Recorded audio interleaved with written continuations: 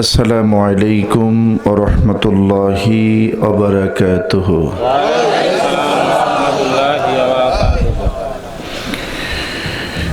নাহমাদুহু ওয়া নাস্তাঈনুহু ওয়া নাস্তাগফিরুহু ওয়া নু'মিনু বিহি ওয়া নাতাওয়াক্কালু আলাইহি ওয়া নাউযু বিল্লাহি মিন শুরুরি আনফুসিনা ওয়া মিন সাইয়্যাতি আ'মালিনা। من يهده الله فلا مضل له ومن يضلله فلا هادي له ونشهد أن لا إله إلا الله وحده لا شريك له ونشهد أن سيدنا وحبيبنا ومولانا محمدا عبده ورسوله الذي أرسله بالحق بشيرا ونذيرا وداعيا إلى الله بإذنه وسراجا منيرا. فقد قال الله تعالى في كلامه المجيد وفرقانه الحميد: أعوذ بالله من الشيطان الرجيم. بسم الله الرحمن الرحيم.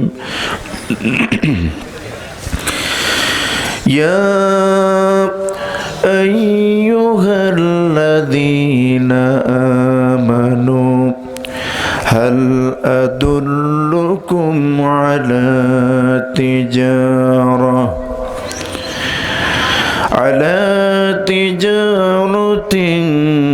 تنجيكم من عذاب عليم تؤمنون بالله ورسوله وتجاهدون في سبيل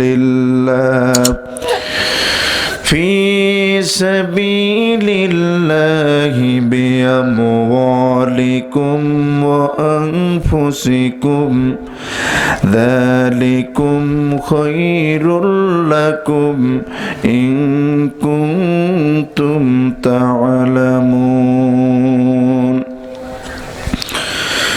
يغفر لكم ذنوبكم ويدخلكم جنات تجري من تحتها الأنهار ومساكن طيبة في جنات عدن ذلك الفوز العظيم.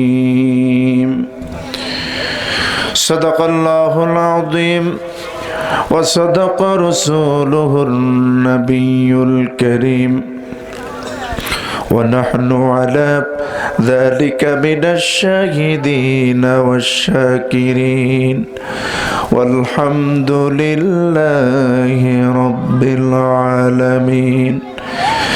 إن الله وملائكته يصلون على النبي يا أيها الذين آمنوا صلوا عليه وسلموا تسليما. اللهم صل على مولانا محمد وعلى آل سيدنا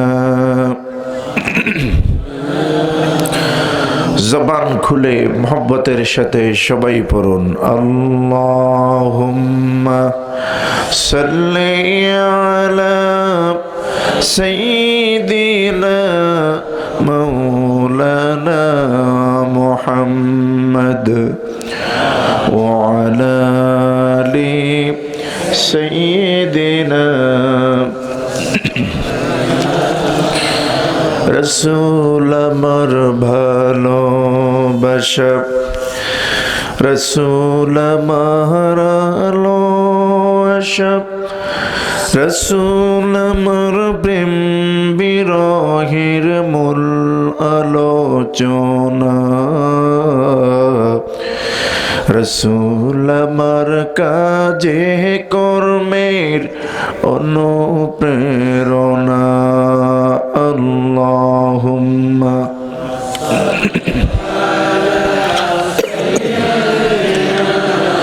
মাওলানা মুহাম্মদ ওয়া আলা আলি সাইয়্যিদিনা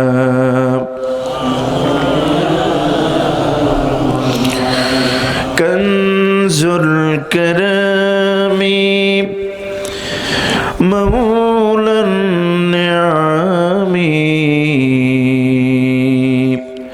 هادي الأمم لشريعته اللهم صل على مولانا محمد وعلى آل سيدنا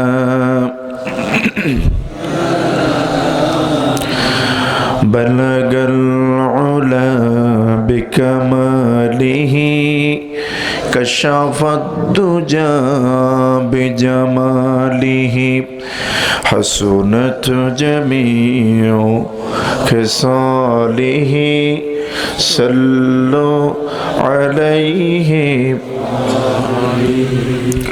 هنا فولت بلبل کا ترنم بھی نہ ہو ضمن دہر میں کلیوں کا تبسم بھی نہ ہو بلغ العلا بکمالہ کشف الدجى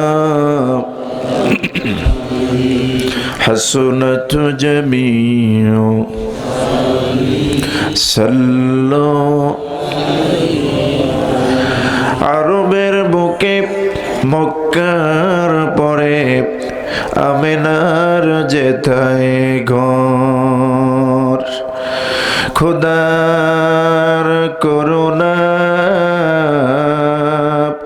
কৌসার হয়ে ঝরেছে সেথায় বারংবার বালাগাল উলা বিকামালিহি كشف الدجى بجماله حسنت جميع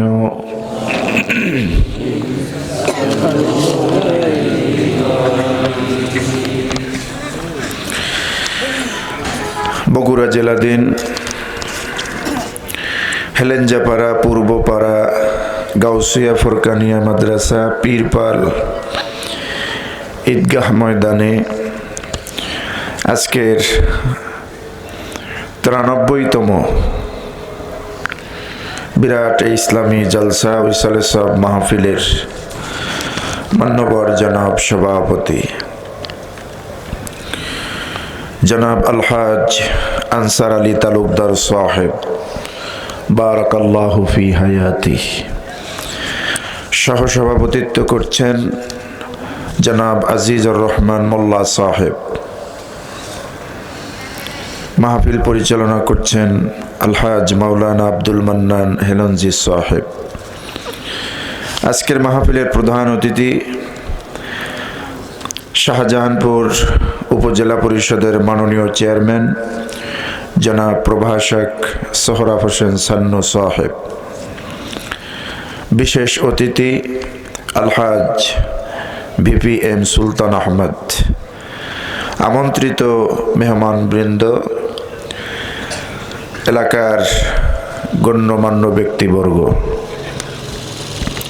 হাজরাত উলামায়ে কেরাম, তুলাবায়ে আযম, বিশেষ করে আমার আগে যারা কথা বলেছেন এই মজলিসে, বিশিষ্ট আলেম দ্বীন, মুফাসসির কোরআন হযরত মাওলানা রেজাউল করিম খান সাহেব নওয়ারাল্লাহু ওয়াজহাহু ওয়া বারাকাল্লাহু ফি হায়াতিহি, মাহফিলে বক্তব্য দিয়েছেন হযরত মাওলানা আব্দুল আলিম হেলেঞ্জি সাহেব আতালাল্লাহু উমরাহু ওয়া বারাকাল্লাহু ফি হায়াতিহি। মঞ্চে উপবিষ্ট উলামায়ে কেরাম, ফুদালায়ে আযম, দূরে এবং কাছের বিভিন্ন জায়গা থেকে আগত, আল্লাহ পাকের আখিরি কালামের বয়ান শোনার জন্য আমার দিনদার ইমানদার মুত্তাকি মুসলমান ভাইরা, সমবয়সী যুবক বন্ধুরা, পর্দার আড়ালে বসে আছেন আমার মা এবং বোনেরা, আমি আমার অন্তর খুলে আন্তরিক সালাম, ইসলামী সম্ভাষণ পেশ করছি। আসসালামু আলাইকুম ওয়া রাহমাতুল্লাহ। লাখো কোটি শুকরিয়া সে মহান মনিবের দরবারে পেশ করছি। জাল্লা পাক চলমান বিশ্বে মহামারী করোনা ঘিরে যে আতঙ্ক এবং যেই ভাইরাস ছড়াচ্ছে, সেই মুহূর্তে বাংলাদেশের মতো ইসলাম প্রিয় একটি ভূখণ্ড, এই বাংলাদেশের বগুড়ার হেলেঞ্জাপাড়া এই ময়দানে আল্লাহর কোরআন শোনার মতো সুযোগ আমাদেরকে দিয়েছেন। এজন্য আমরা আমাদের মনিব, আকাশ এবং জমিনের স্রষ্টা, কাল কিয়ামত দিবসের নিরঙ্কুশ একচ্ছত্র ক্ষমতার অধিপতি, যার কাছে আপনাকে আমাকে সকলকেই উপস্থিত হতে হবে, এই দুনিয়ার জীবনের পূর্ণাঙ্গ হিসাব পেশ করতে হবে, সে রব্বুল আলামিন, আহকামুল হাকিমিন আল্লাহ সুবহানাহু ওয়া তাআলার দরবারে আমরা দিল খুলে প্রাণ ভরে মহব্বতের সাথে কালিমাতুশ শুকর আদায় করছি। সকলেই পড়ছি আলহামদুলিল্লাহ। মহব্বতের সাথে একটু আওয়াজ করে বলি আলহামদুলিল্লাহ। রব্বানা লাকাল হামদ, ربنا لك الحمد হামদান কাসীরান حمدا كثيرا তাইয়্যিবান طيبا মুবারাকান ফীহি। مباركا فيه আল্লাহুম্মা লাকাল হামদ لك الحمد ইয়া রাব্বি يا ربي কামা ইয়ানবাগি كما ينبغي লিজালালি ওয়াজহিক لجلال وجهك ওয়া আযীমি সুলতানিক। وعظيم লাকাল হামদু বিল ঈমান, لك الحمد লাকাল হামদু বিল ইসলাম, لك الحمد بالإسلام লাকাল হামদু বিল কুরআন, لك الحمد ইয়া দাল জালালি ওয়াল ইকরাম। يا ذا الجلال والإكرام। সম্মানিত ভাইরা, আজকের হেলেঞ্জাপাড়া ঈদগাহ ময়দানে আজকের এই সুন্দর কোরআনের মাহফিলে আপনারা দূর দূরান্ত থেকে এসেছেন, কাছের থেকে এসেছেন, সকলকে আজকের এই মাহফিল কমিটির পক্ষ থেকে, আমার পক্ষ থেকে মোবারকবাদ জ্ঞাপন করছি, ধন্যবাদ জানাচ্ছি। আজকে এমন একটি মুহূর্তে এই মাহফিল ময়দানে আমরা বসে আছি যখন সরকারি নিয়ম অনুযায়ী সভা সমাবেশ বর্তমানে নিষিদ্ধ, কিন্তু এরপরেও আল্লাহর অশেষ মেহেরবানিতে আমরা আল্লাহর কোরআন শোনার সুযোগ পেয়েছি। বলি আলহামদুলিল্লাহ। এতে আপনারা খুশি না বেজার? খুশি না? গতকালকে প্রোগ্রাম ছিল কুমিল্লা, তো ওখানেও আমাদের বর্তমান সরকার দলের একজন বড় নেতা ছিলেন, ওনার মাধ্যমে প্রোগ্রামটি আল্লাহ পাক চালিয়েছেন। তো সারা বাংলাদেশেই বিএনপি হোক, আওয়ামী লীগ হোক, সবাই আমার ভাই, জি ঠিক কিনা? ঠিক। মুসলমান বলতেই আমার ভাই। একজনের মাধ্যমে কোরআনের মাহফিলগুলি চললেই হয়, ঠিক না? মাহফিল বন্ধ না হোক। মাহফিল বন্ধ করে করোনা ঠেকানো যাবে না, মসজিদ বন্ধ করে করোনা ঠেকানো যাবে না, ঠিক কিনা? বরং এই পরামর্শ ঊর্ধ্বতন কর্মকর্তা এবং যারা নেতৃত্বস্থানীয় আছেন তাদেরকে এই পরামর্শ যারা দিচ্ছেন তারা মূলত ইসলামের পক্ষের না বিপক্ষের? বিপক্ষের। কেননা ওই যে একটু আগে বললেন যে অমিক্রন বর্তমান করোনার একটা ধরন। অমিক্রন হোক, করোনা হোক, ভেল্টা হোক, এই নামগুলি তো ওরাই দেয়, ঠিক না? না কাবা ঘরের ইমাম সাহেব দিয়েছে? বাইতুল মোকাররমের খতিব সাহেব? না, ওরা দেয়। আর ওদেরকেই তো বেশি ধরে।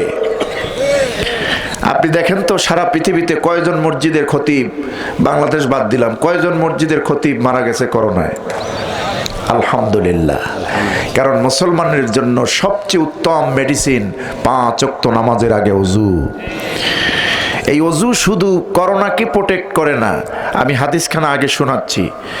বুখারী শরীফ কিতাবুল ওযু, বুখারী শরীফ কিতাবুল ওযুর ভিতরে হাদিস এসেছে। নবীজি বলছেন, ইন্না মিন উম্মতি ইউদআউনা ইয়াউমাল কিয়ামাহ গুররাম মুহাজ্জালিন মিন আসারিল উজু। কিয়ামতের দিন আমি আমার উম্মত যখন আমার কাছে আসবে, উম্মতদেরকে আমার কাছে ডাকা হবে, তখন উম্মতগুলি চিনবো তাদের কপালে শুভ্র দাগ থাকবে। যে উম্মত আমার সামনে আসবে, ইমানের নূর, নামাজ পড়েছে উজু করে, উজুর নূর, দুইটা নূর সামনে এবং ডান দিক থেকে চমকাতে থাকবে। একটু জোরে কর না। কয়টা নূর চমকাবে? দুটি। একটা হচ্ছে ডান পাশ দিয়ে, আর একটা হচ্ছে সামনের থেকে চমকাতে থাকবে নূর। রসুল বলছেন, এই নূর দেখে দেখে আমি আমার উম্মতদেরকে হাউজে কাউসারের পেয়ালা পান করে জান্নাতে পাঠিয়ে দেব। তাহলে এই ওযু শুধু অমিক্রন না, করোনা না, শাফায়াতের উসিলা হয়ে যাবে কিয়ামতের দিন। এজন্য নামাজ দরকার আছে না নাই? যে মুমিন রীতিমতো নামাজ পড়বে, 5 ওয়াক্ত নামাজ পড়বে, ওযু করবে, করোনা তো দূরের কথা, করোনার বাপ দাদাও আসতে পারবে না, ঠিক কিনা? এজন্য স্বাস্থ্যবিধি মেনে চলতে হবে, এটা ইসলাম বলেছে। এটা আমি জুমার খুতবায় পল্লবী ঢাকায় আজকে বলেছি যে শুধু সরকার নির্ধারণ করবে কেন, স্বাস্থ্যবিধি সবাইকেই মেনে চলতে হবে, ঠিক কিনা? আমার বন্ধুগণ, এত কঠিন পরিস্থিতির মধ্যেও আজকের এই প্রোগ্রাম সফল না বিফল? সফল। বলি আলহামদুলিল্লাহ। আপনারা যারা এসেছেন খুশি না বেজার? এলাকায় কি আর লোক নাই? আছে। সমস্যা হলো বক্তা সুবিধার না, এই জন্য লোক কম। মানে একটু প্যান্ডেলে তো আরো লোক হওয়ার কথা, ঠিক না? এরপরে দোকানপাট, রাস্তাঘাট, কিছু লোক আছে ঘরের মধ্যে এখনো বসে আছে, তারা চিন্তা করে ইউটিউবে তো দেখি, এখান থেকে একটু শুনি, আর কি কথা বুঝতেছেন? এই মাহফিল ময়দানে এসে বক্তার মুখের দিকে তাকাইয়া মোতাওয়াজ্জা হয়ে তাওয়াজ্জু নেওয়া আর মোবাইলে শোনা, মাইকে শোনা এক জিনিস না। কেমনে এক জিনিস না? আমি প্রমাণ দিচ্ছি। এই মাহফিলের চতুর্দিকটা আল্লাহর রহমতের ফেরেশতারা পরিবেশন করে আছে, দাঁড়িয়ে আছেন, আবরণ দিয়ে আছেন। এই মাহফিলে আসলে অনেকগুলি ফায়দা, হাদিস শরীফ এসছে অনেক ফায়দা কোরআনের মাহফিলে আসলে। এর মধ্যে অন্যতম 3টি ফায়দা অনেক বেশি বড়। কয়টি?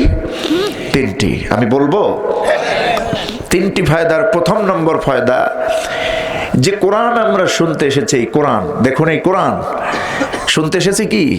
এই কোরআন, নবীর সুন্নাহ, হাদিস, যে কোরআন আমরা শুনতে এসেছি, এই কোরআন কিয়ামতের দিন এই শুনলেওয়ালা, মানলেওয়ালা কোরআনওয়ালাদেরকে একটা মুহূর্ত জাহান্নামে যেতে দিবে না। এই কোরআন জাহান্নামে যেতেই দিবে না। দলিল কি? আল্লাহর নবী বলেন, মান জাআলাল কুরআনা আমামাহু কাদাহু ইলাল জান্নাহ, যে ব্যক্তি বা যে গোষ্ঠী এই কোরআনকে ইমাম মানবে, কোরআনকে নেতা মানবে, হেদায়েতের গাইডলাইন হিসেবে পালন করবে, কোরআন অনুযায়ী ব্যক্তি, পরিবার, সমাজ এবং রাষ্ট্র গঠন করবে, আল্লাহ নবী বলেন এই কোরআন কিয়ামতের দিন কাদাহু ইলাল জান্নাহ, ওই বান্দাকে, ওই গোষ্ঠীকে, ওই জাতিকে জান্নাতে পৌঁছায়া দিবে। সুবহানাল্লাহ। কোরআন সরাসরি জান্নাতে পৌঁছায় দেবে। আমরা এসেছি কোরআনের আলোচনা শুনতে, বেহেশতের পথ সুগম করে দিচ্ছেন আল্লাহ।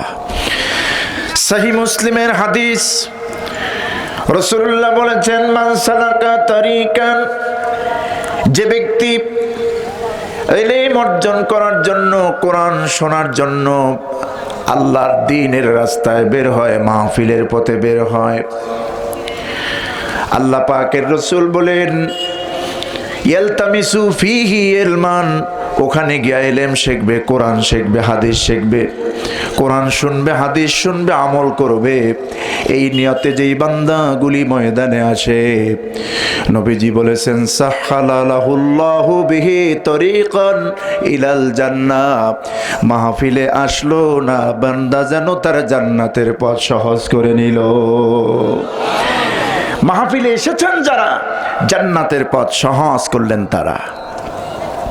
এই হলো 2 নম্বর হাদিস। 3 নম্বর হাদিস, রাসূলুল্লাহ বলেছেন, ইকরাউল কুরআনা ফাইন্নাহু ইয়াতি ইয়াউমাল কিয়ামাতি শাফিয়ান লিআসহাবিহি। হুজুর বলেছেন, তোমরা বেশি বেশি কোরআন পড়ো, বেশি বেশি কোরআন তেলাওয়াত করো, কোরআন বুঝো, আর কোরআন অনুযায়ী তোমরা আমল করো, কারণ কোরআন কিয়ামতের দিন আল্লাহর সামনে ফাইন্নাহু ইয়াতি ইয়াউমাল কিয়ামা শাফিয়ান লিআসহাবিহি, এই কোরআন যে ব্যক্তি পড়বে, আমল করবে, কিয়ামতের দিন তার জন্য কোরআন সুপারিশ করবে। কোরআনের সুপারিশ দরকার আছে না? আছে। আর কোরআন যদি সুপারিশ করে আল্লাহর কাছে, এর মধ্যে কোনো খাত থাকবে, ভেজাল থাকবে? একদম পিওর সুপারিশ। সুবহানাল্লাহ, সুবহানাল্লাহ। কোরআন সুপারিশ করবে আমাদেরকে। আর এখন একটা পক্ষ এই কোরআন থেকে আমাদেরকে দূরে রাখতে চায়। কথা বুঝতেছেন? কোরআন থেকে, কোরআনের মাহফিল থেকে আমাদেরকে দূরে রাখতে চায়।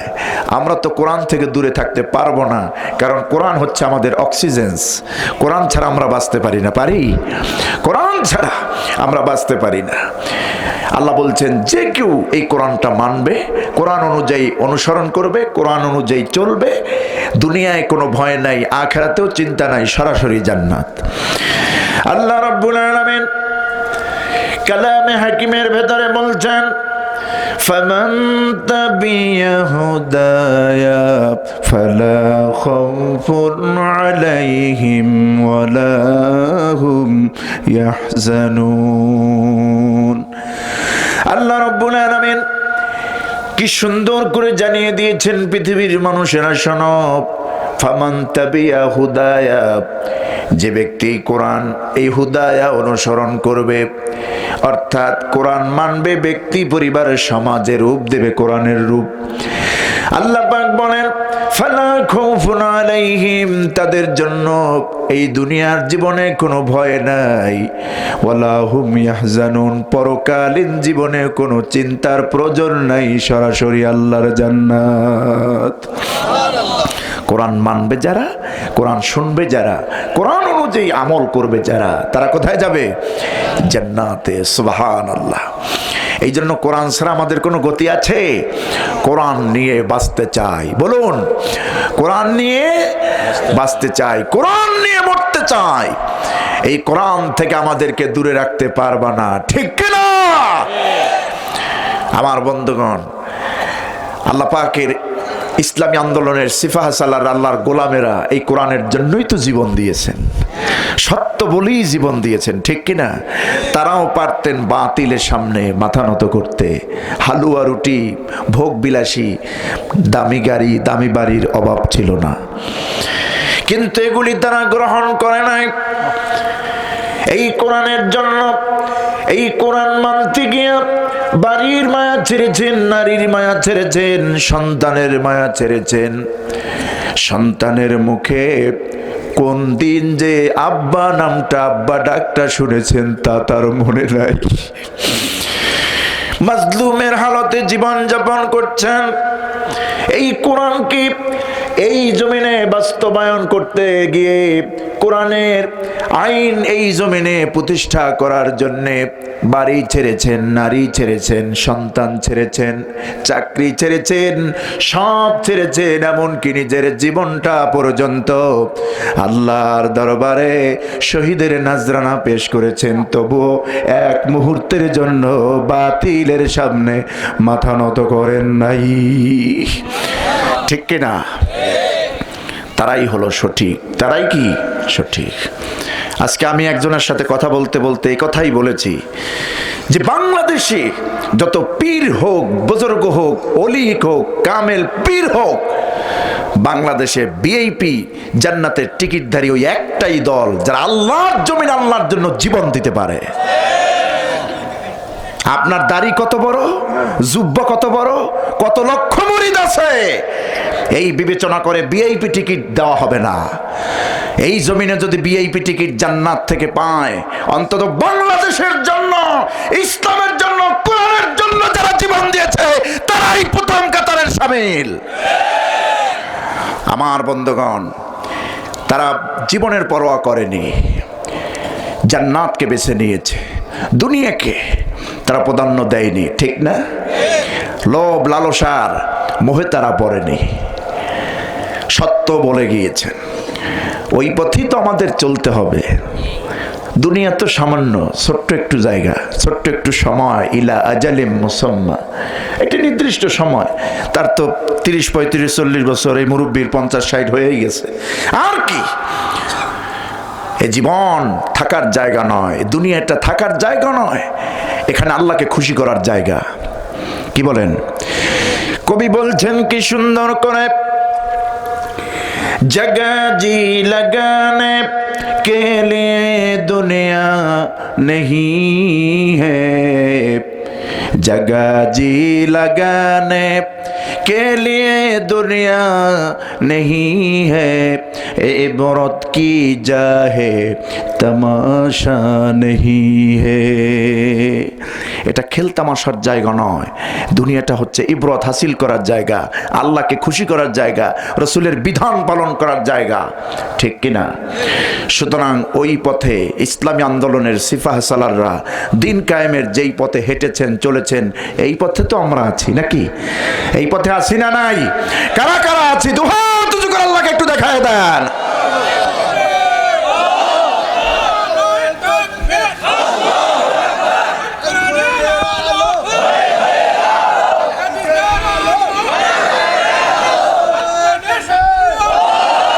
সম্মানিত ভাইরা, তো এই মাহফিলে আসলে প্রথম নম্বর ফায়দা হলো, আমরা যেই কোরআন শুনতে এসেছি, আমাদেরকে একটি মুহূর্ত কোরআন জাহান্নামে জ্বলতে দিবে না। 2 নম্বর ফায়দা, এখানে যারা আমরা এসেছি সবাই আল্লাহর পছন্দের বান্দায় পরিণত হয়ে গিয়েছে, সবাই পছন্দের, সুবহানাল্লাহ। যারা আল্লাহর কোরআন শুনতে এসেছি সবাই পছন্দের। 3 নম্বর ফায়দা হচ্ছে, এখানে যারা এসেছি গুনাহ নিয়ে। হুজুর বলেছেন বের হয়ে যাবে গুনাহমুক্ত হয়ে। গুনাহমুক্ত করবেন কে? কথা বলুন, আল্লাহ। ফেরেশতারা প্রতিটি মুহূর্ত অবজারভেশন করছেন, আল্লাহ দেখতেছেন। প্রতিটি মুহূর্তের রিপোর্ট এই মাহফিল আল্লাহর কাছে পৌঁছে যাচ্ছে।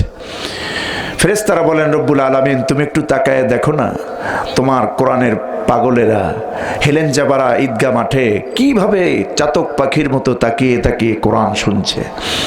শীতের রাতে দামি কম্বল বিছানা ফেলে রেখে, স্ত্রী বাড়ি ঘরের মায়া রেখে, শত ব্যস্ততার মধ্যেও কোরআন শুনতে বসে গেছে। একটু তাকায়া দেখো। আল্লাহ রাব্বুল আলামিন ফেরেশতাদের বলা লাগবে, আল্লাহ কি দেখেন না? দেখেন। ক্যালকুলেটরে যত ক্যালকুলেশন করা যায়, যত সংখ্যা বসানো যায়, তার থেকেও বেশি কোটি কোটি বার বিশ্বাস করি আল্লাহ আছেন, ছিলেন, থাকবেন। ঠিক কিনা? আর এটাই মুমিনদের প্রথম গুণ। আল্লাহকে দেখিনি কিন্তু বিশ্বাস করি, জাহান্নাম দেখিনি বিশ্বাস করি, জান্নাত দেখিনি বিশ্বাস করি। সূরা বাকারা আল্লাহ প্রথমেই বলছেন এই গুণ বিশিষ্ট মোমেনদের পরিচয় দিতে গিয়া আল্লাহ পাক বলছেন প্রকৃত মোমেন তো তারা আল্লাযীনা ইউমিনুনা বিল গায়বি ওয়া ইউকিমুনাস সালাতা ওয়া মিম্মা রাযাকনাহুম ইউনফিকুন। ঈমানদার তো তারা, ঈমানের দাবিতে প্রকৃত মোমেন তো তারা আল্লাযীনা ইউমিনুনা বিল গায়ব, যেই মানুষগুলি না দেখা বিষয়ের উপরে বিশ্বাস স্থাপন করেছে, অদৃশ্যের উপরে আমি আল্লাহ কি দেখে নাই বিশ্বাস স্থাপন করেছে, আমার জাহান্নাম দেখে নাই বিশ্বাস স্থাপন করেছে, আমার জান্নাত দেখে নাই বিশ্বাস করেছে, আমি আমার জন্য নামাজ কায়েম করেছে, ওয়া মিম্মা রাযাকনাহুম ইউনফিকুন, যে রিজিক যে অর্থ আমি আমার বান্দাদেরকে দিয়েছি আমি আল্লাহর রাস্তায় তা থেকে ব্যয় করেছি, এরাই তো প্রকৃত মুমিন। সুবহানাল্লাহ। আল্লাহ পাক ফেরেশতাদেরকে জিজ্ঞেস করেন জাহান্নাম যে আমি রেখেছি এই বান্দাগুলি কি দেখছে? ফেরেশতারা বলে না। আল্লাহ জিজ্ঞেস করেন হাল রাআহা, এরা কি জাহান্নাম দেখছে? ফেরেশতারা বলে না, দেখে নাই, তোমার কোরআন থেকে শুনেছে, নবীজি বলেছেন, এই জন্য ওই জাহান্নামকে ভয় করে। জাহান্নাম অত্যন্ত খারাপ জায়গা, কাফের, বেঈমান, নাস্তিক, মুরতাদ, মুশরিকদের জন্য রেখেছে, অপরাধীদের জন্য অত্যন্ত ভয়ানক সেই জাহান্নাম। এটা বিশ্বাস করছে মুমিনরা। 3000 বছর ধরে জাহান্নামের আগুনকে তুমি প্রজ্বলিত করেছো, উত্তপ্ত করেছো, তোমার রাসূল বলেছে এই জাহান্নাম খুবই ভয়ানক, তুমি তো বলেছো যে জাহান্নাম আছে, আমি প্রস্তুত করে রেখেছি।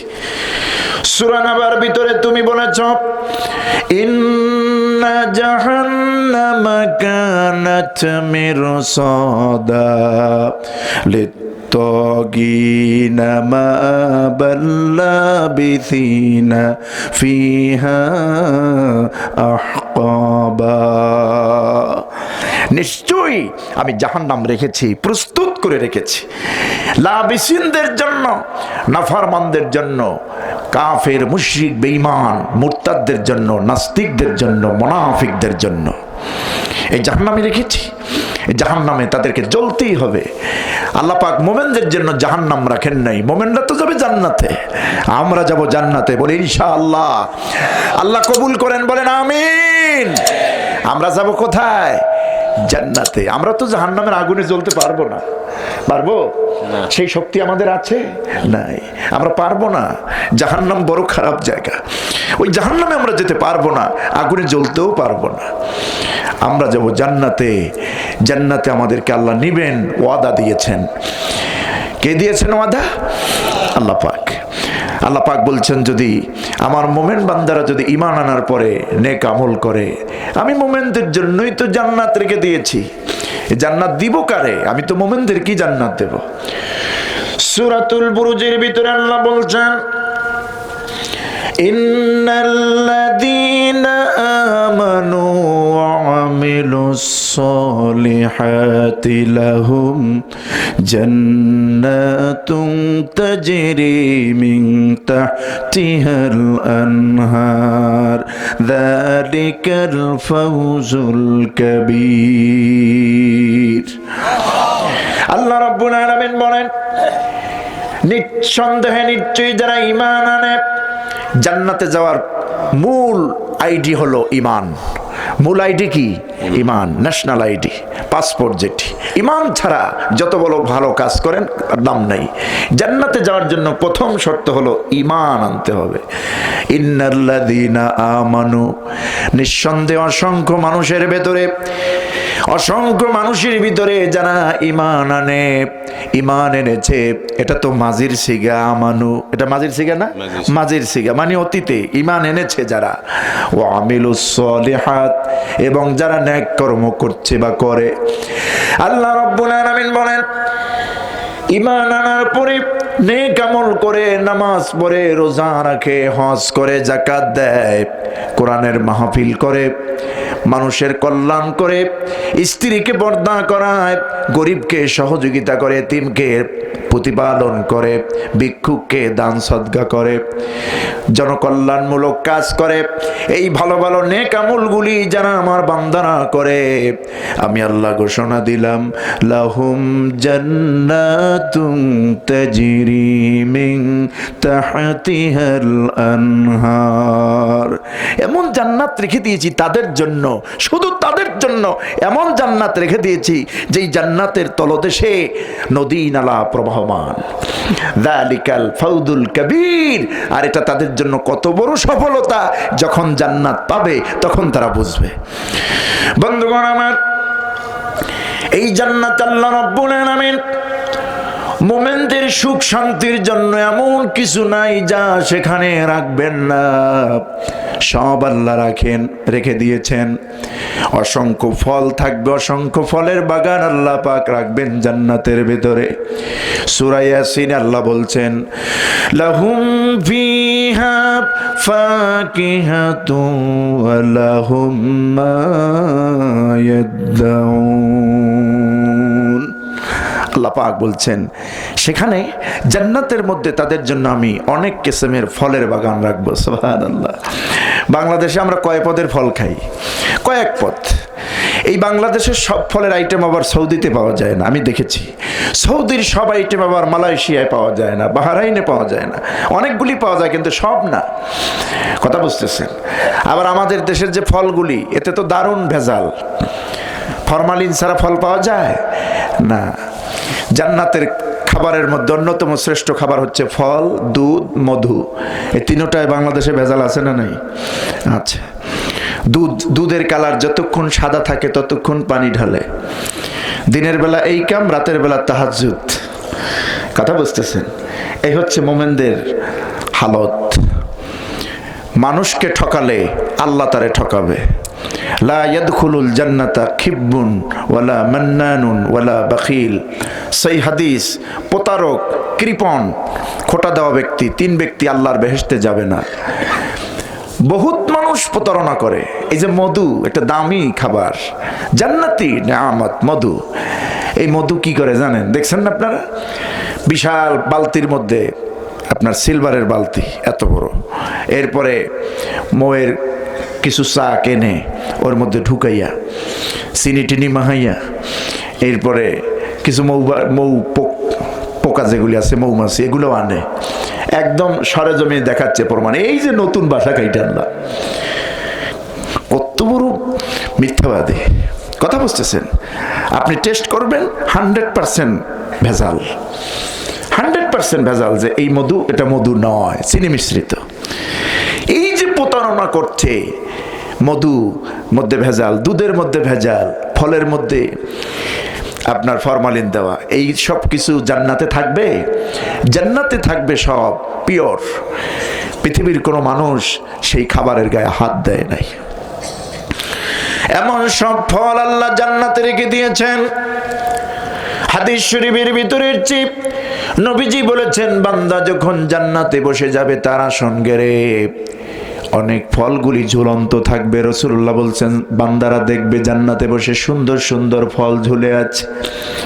এই ফলগুলি দেখে বান্দা তো এই ফল দুনিয়ার জমিনে দেখে নাই, তার মনের স্বাদ জাগবে, হারে ওই ফলটা যদি খেতে পারতাম। বান্দা শুধু ইচ্ছা করবে, এরাদা করবে, ওই বান্দা ওই ফলের কাছে যাওয়া লাগবে না, টুক্কা দিয়া লাঠি দিয়া পারাও লাগবে না, শুধুমাত্র ইচ্ছা করবে।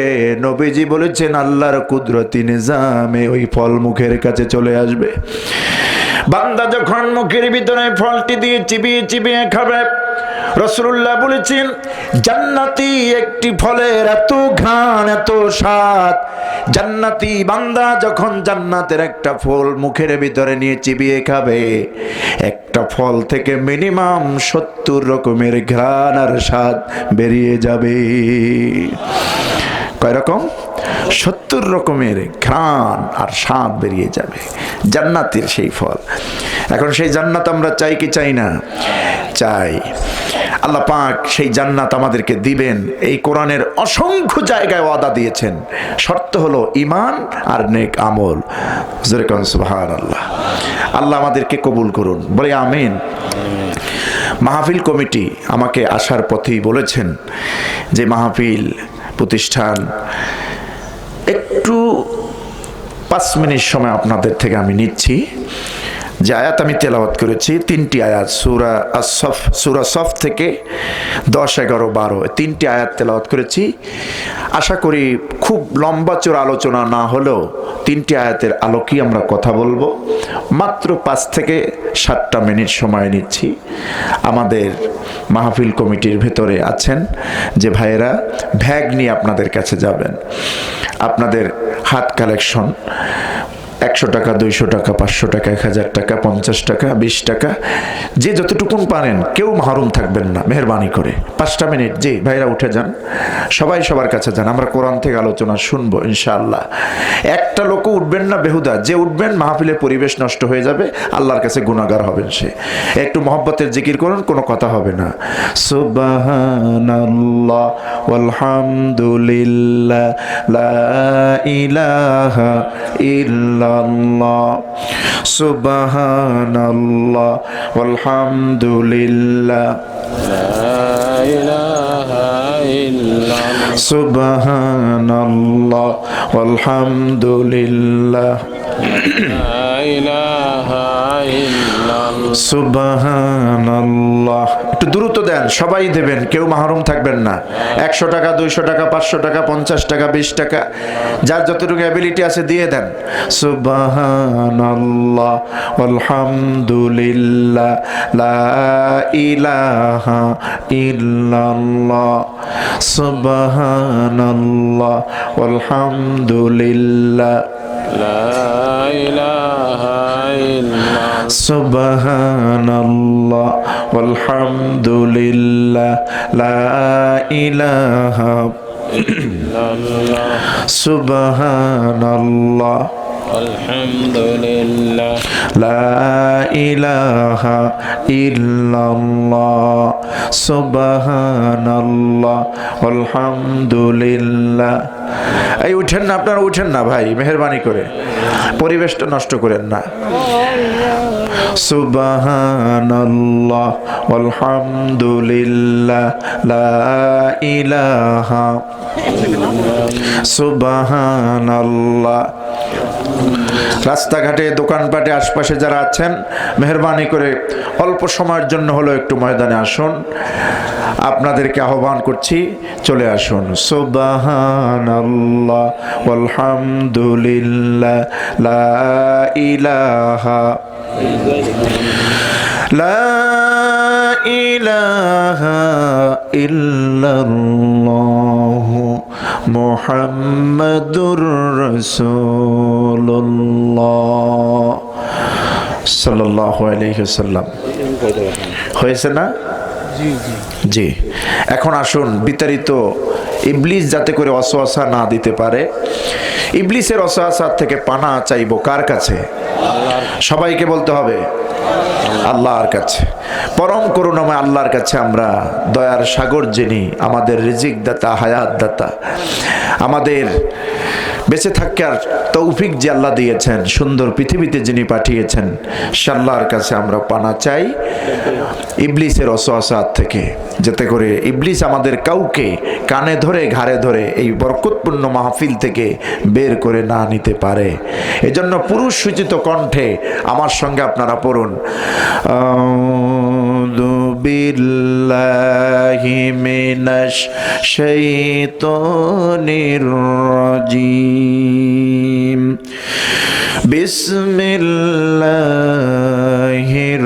রাহমানির الرحيم يا أيها الذين آمنوا هل أدلكم على تجارة تنجيكم من عذاب أليم تؤمنون بالله ورسوله وتجاهدون في سبيل الله بأموالكم وأنفسكم ذلكم خير لكم إن كنتم تعلمون يغفر لكم ذنوبكم ويدخلكم جنات تجري من تحتها الأنهار ومساكن طيبة في جنات عدن ذلك الفوز العظيم صدق الله العظيم সূরা আস-সাফ কোন সূরা সূরা আস-সাফ সাফ মানে হচ্ছে কাতার লাইন এই সূরা সাফ থেকে 10 11 12 তিনটি আয়াতে কারিমা আমি তেলাওয়াত করেছি আল্লাহ চাহেন তো এই তিনটি আয়াতের আলোকেই আমরা কিছু সময় কথা বলবো বলে ইনশাআল্লাহ আগে অনুবাদ করে নিচ্ছি আল্লাহ পাক বলছেন ইয়া আইয়ুহাল্লাযীনা আমানু হে ঈমানদার বান্দাগণ বিশ্বাসীগণ হাল আদুল্লুকুম আলা তিজারাহ আমি কি তোমাদেরকে এমন একটি পথ বাতিয়ে দেব না দেখিয়ে দেব না এমন একটি ব্যবসায়ের পথ দেখিয়ে দেব না যেই ব্যবসাটি করলে পরে তুনজিকুম মিন আযাবিন আলীম তোমরা যন্ত্রণাদায়ক আযাব থেকে জাহান্নাম থেকে মুক্তি পাবে আল্লাহ পাক বলছেন সেই ব্যবসা হচ্ছে তুমিনুনা বিল্লাহ ব্যবসার প্রথম মূলধন হচ্ছে আল্লাহর প্রতি তোমরা ঈমান আনবে ও রাসূলিহি এবং রাসূলের প্রতি আল্লাহর প্রতি ঈমান এবং রাসূলের প্রতি ঈমান ও তুজাহিদুনা ফি সাবিলিল্লাহ এবং তোমরা আল্লাহর রাস্তায় আল্লাহর পথে জিহাদ করবে দিন প্রতিষ্ঠার আন্দোলন করবে বিআমওয়ালিকুম ওয়া আনফুসিকুম নিজেদের জীবন দিয়ে নিজেদের সম্পদ দিয়ে যালিকুম খায়রুল লাকুম ইন কুনতুম তা'লামুন এটা যে তোমাদের জন্য কত বড় কল্যাণ যদি তোমরা তা বুঝতে তোমরা জানতে ইয়াগফির লাকুম যুনুবাকুম তিনি তোমাদের গুনাহ খাতা maaf করবেন ওয়া ইউদখিলকুম জান্নাতিন তাজরি মিন তাহতিহাল আনহার আর তোমাদের কেমন সুমহান জান্নাতে দাখিল করবেন প্রবেশ করাবেন যেই জান্নাতের তলদেশে নদী নালা প্রবাহমান ওয়া মাসাকিনা তাইয়্যিবাতান ফি জান্নাতি আদ আর সেই জান্নাতই রয়েছে তোমাদের জন্য উত্তম আবাসস্থল যালিকাল ফাউজুল আযীম এটা হচ্ছে বড় ধরনের সফলতা যেরকম সুবহানাল্লাহ এই পৃথিবীতে মানুষের সংখ্যা তো কম নয় বর্তমান বিশ্বে প্রায় 800 কোটি মানুষ কত কোটি 800 কোটি মানুষ এখন বগুড়ার ভাইয়েরা জবাব দেন এই 800 কোটি মানুষ কি আল্লাহর গোলামি করে আল্লাহর সেজদা দেয় নামাজ পড়ে আল্লাহর সামনে মাথা নত করে না এই 800 কোটি মানুষের ভিতরে 200 কোটি মানুষ যারা মুমিন যারা মুসলমান বলি আলহামদুলিল্লাহ তার মানে হলো প্রতি 4 জনে একজন মুসলমান প্রতি 4 জনে একজন কি মুসলমান এবং ইউরোপ আমেরিকার থিওরি অনুযায়ী 2070 সালের মধ্যে সারা বিশ্ব জুড়ে মুসলমানদের সংখ্যা হবে সবচাইতে বেশি হবে মুসলমানদের সংখ্যা বলি আলহামদুলিল্লাহ ওরা রিপোর্ট করেছে এটা আমাদের ক্যালকুলেশন না, ওদের ক্যালকুলেশন অনুযায়ী মুসলমানদের সংখ্যা হবে 2070 সালে সবচেয়ে বেশি। পৃথিবীতে এখন সংখ্যাগরিষ্ঠ হচ্ছে খ্রিস্টানরা। কথা বুঝতেছেন? তো আমরা সেই সুবাদে বলি যে বাংলাদেশ তো হবেই ইনশাল্লাহ। আমেরিকার হোয়াইট হাউসেও ইসলামের পতাকা উড্ডীন হবে 2070 সালের ভেতরে। কি বলেন? ইনশাআল্লাহ। এটা আমরা চাই না? বাংলাদেশের প্রতিটি সরকারি ভবনে ইসলামের পতাকা উড্ডীন হোক, সেক্রেটারিয়েটে, ইউনিয়ন পরিষদে, অফিসে, আদালতে, সব জায়গায় ইসলামের পতাকা উড্ডীন হোক। এটা আমরা চাই না? আমেরিকার হোয়াইট হাউসে যেখান থেকে ইসলাম বিদ্বেষী সিদ্ধান্তগুলি নেওয়া হয়, ইসলাম বিরোধী কার্যকলাপ চালানো হয়, ইসলাম বিরোধী পরামর্শ দেওয়া হয়, ওই আমেরিকার হোয়াইট হাউসে কালেমার পতাকা পুতপত করে উঠবে। এটাকে আমরা চাই না? কারা কারা চাই? শক্তি নিয়ে, ইমান নিয়ে দু হাত উঁচু করে আল্লাহকে দেখায় দেন। আল্লাহু আকবার।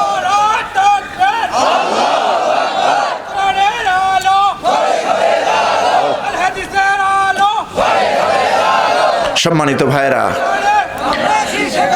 তো ওদের গণনা অনুযায়ী 2070 সালের মধ্যে আমরাই হব পৃথিবীর সেরা সংখ্যাধিক্য, আমরাই হব বেশি। বলি আলহামদুলিল্লাহ। আলহামদুলিল্লাহ। তাহলে এই জমিনে যারা দিনের জন্য রক্ত দিলেন, দিনের জন্য জীবন দিলেন, তাদের অবদান এই দেশে কম নয়, ঠিক কিনা? তারাও চায় শুধু বাংলাদেশ না, গোটা পৃথিবীতে ইসলামের হুকুমত চালু হয়ে যাক। এমন কোনো দেশ থাকবে না যেখানে মুসলমান থাকবে না, যেখানে ইসলামের পয়গাম পৌঁছাবে না। সুবহানাল্লাহ। এখন আজকের এই আয়াতে কারিমায় পৃথিবীর সব মানুষকে নিয়ে আল্লাহ কথা বলছেন না। আজকের এই আয়াতে শুধুমাত্র মোমেনদেরকে লক্ষ্য করে আল্লাহ পাক নসিহা করছেন। আল্লাহ পাক মোমেনদেরকে লক্ষ্য করে একটি প্রপোজ দিচ্ছেন, একটা অফার দিচ্ছেন। মোমেনরা, তোমরা যারা আমার উপরে বিশ্বাস স্থাপন করেছো, আমার উপর ঈমান এনেছো, আমি তোমাদের সঙ্গে একটা ব্যবসা করতে চাই। আমি কি তোমাদেরকে এমন একটা ব্যবসার পথ দেখিয়ে দেব না, যেই ব্যবসা করলে পরে জাহান্নাম থেকে, কঠিন ভয়ানক আযাব থেকে তোমরা মুক্তি পাবে? এই প্রস্তাব কে দিচ্ছেন? আল্লাহ। এই আয়াতের শানে নজুল হচ্ছে হযরত আব্দুল ইবনে সালাম রাদিয়াল্লাহু তাআলা আনহু বর্ণনা করেন যে নবীজির কতিপয় সাহাবী নিজেদের ভিতরে এই বিষয় নিয়ে আলোচনা করতেছিল যে রাসূল পাক সাল্লাল্লাহু আলাইহি ওয়াসাল্লাম যদি আমাদেরকে একটু বলতেন যে কোন আমলটা আমরা বেশি করলে, কি আমল বেশি করলে আমরা আল্লাহর সবচেয়ে বেশি প্রিয় বান্দায় পরিণত হব, জান্নাত পেয়ে যাব, জাহান্নাম থেকে মুক্তি পাব। এই আমলটা যদি রসুল বলে দিতেন আল্লাহর থেকে জেনে, তাহলে ভালো হতো। সাহাবায়ে কেরামরা এই চিন্তা গবেষণা ফিকির করতেছিলেন, আশা করতেছিলেন। ইতিমধ্যেই কোরআনের এই সূরা সফের এই আয়াতগুলি আল্লাহ রসুলের উপরে নাজিল করে দিলেন।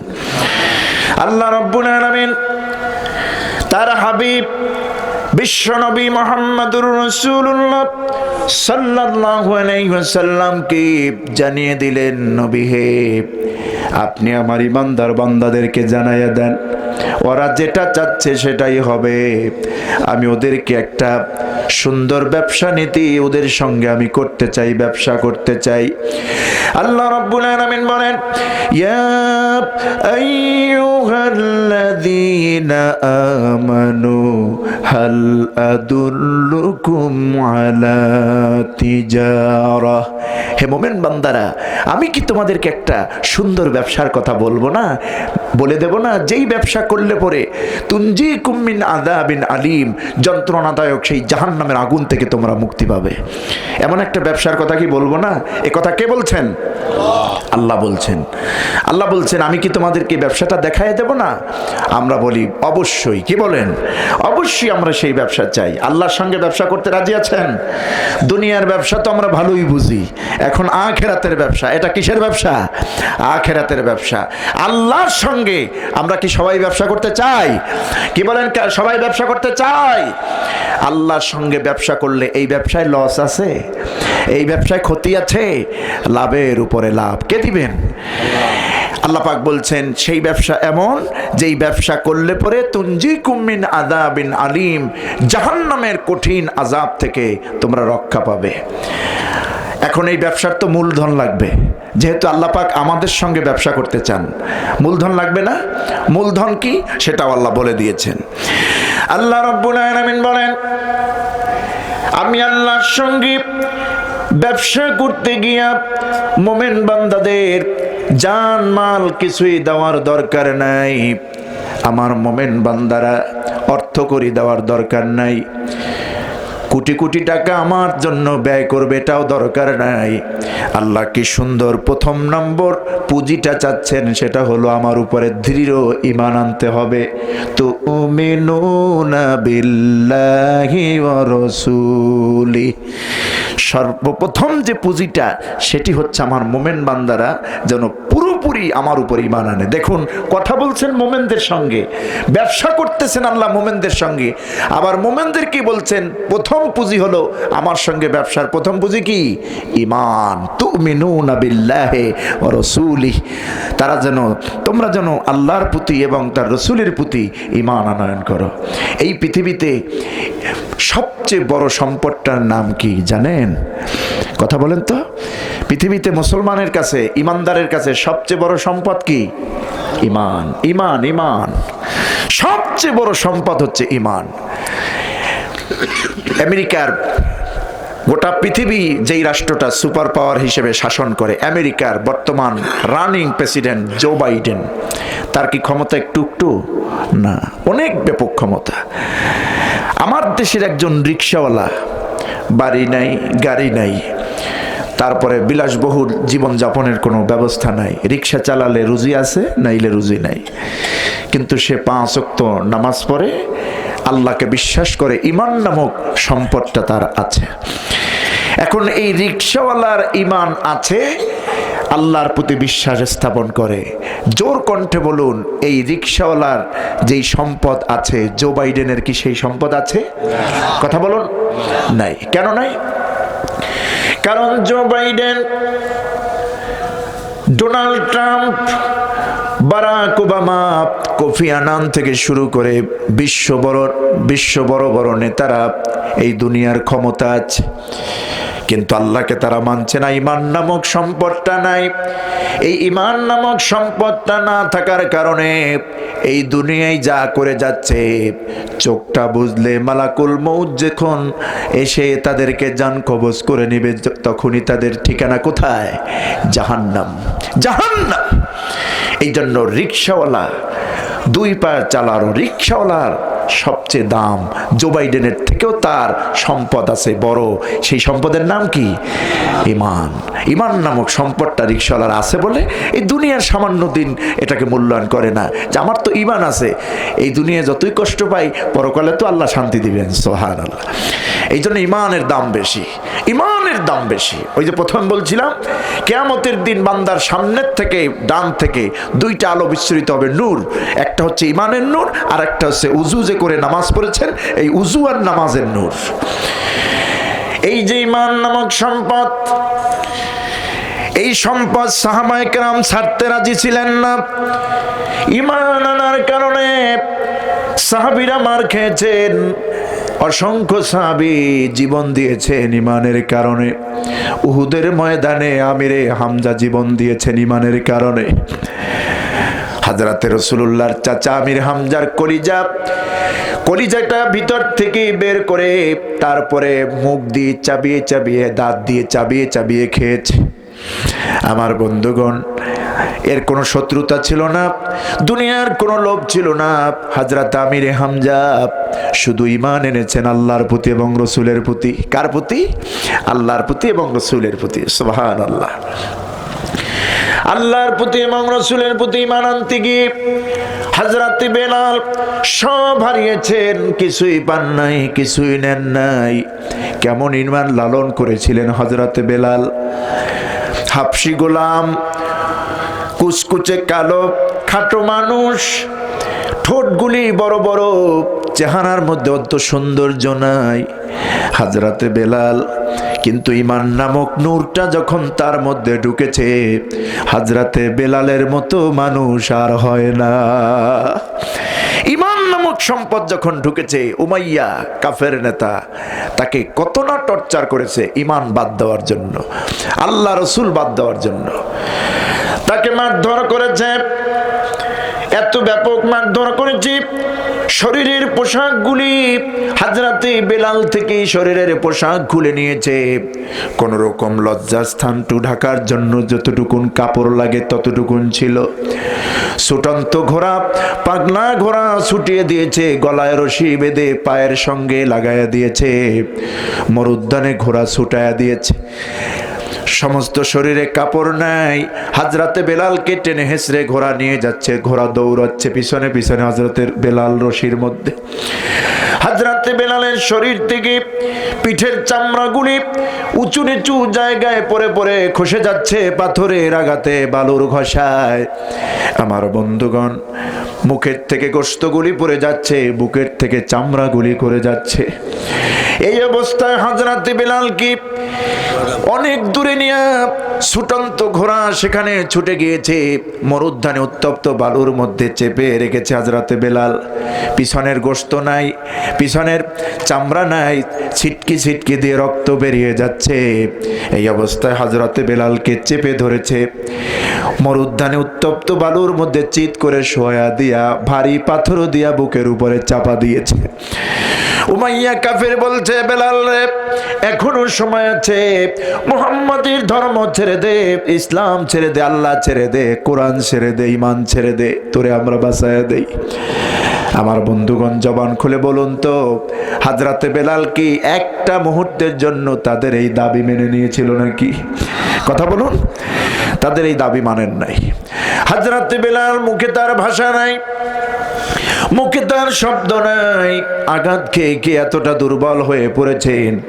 হযরতে বেলাল এই শাহাদাতে আঙ্গুলখানা উঁচু করলেন, উঁচু করে জানায় দিলেন, ও উমাইয়া রে, তামাম পৃথিবীর সমস্ত কাফের মিলেও যদি আমারে টর্চার করতে করতে দুনিয়া থেকে যদি বিদায় করে দাও, আহাদ আহাদ আহাদ, এক আল্লাহ ছাড়া আমি বেলাল আর কারো সামনে মাথা নত করি না।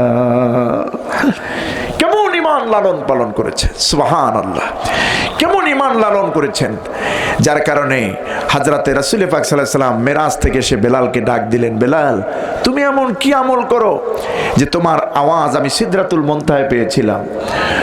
হযরতে বেলাল বলছেন, হুজুর, আমার ইনস অ্যান্ড আউট, ভিতরগত বাহিরগত সব আমলই তো আপনি জানেন, তবে হ্যাঁ, আমি আমার জীবনের চাইতেও আল্লাহ এবং রসুলকে ভালোবাসি বেশি, আর সব সময় পবিত্র অবস্থায়, উজু অবস্থায় থাকি।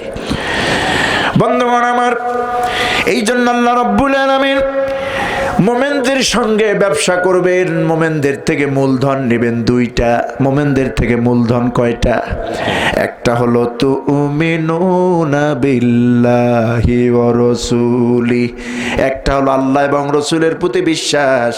দুই নম্বরে হচ্ছে ওয়া তুজাহিদুনা ফি সাবিলিল্লাহি বিআমওয়ালিকুম ওয়া আনফুসিকুম যালিকুম খায়রুল লাকুম ইন কুনতুম তা'লামুন।